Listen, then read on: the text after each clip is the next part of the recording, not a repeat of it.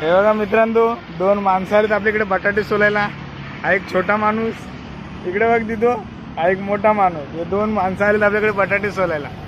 हे बघा नाटक, डोक्यात टोप्या बिप्या घातल्यात मस्त, केस बीस नको यायला म्हणून मस्त काम चाललंय आपल्या इथे. जयमला स्नॅक्स कॉर्नर असे छोट्या छोट्या गोष्टी होत राहतात मित्रांनो. आणि इकडे आपली चूल पेटलेली बघू शकता.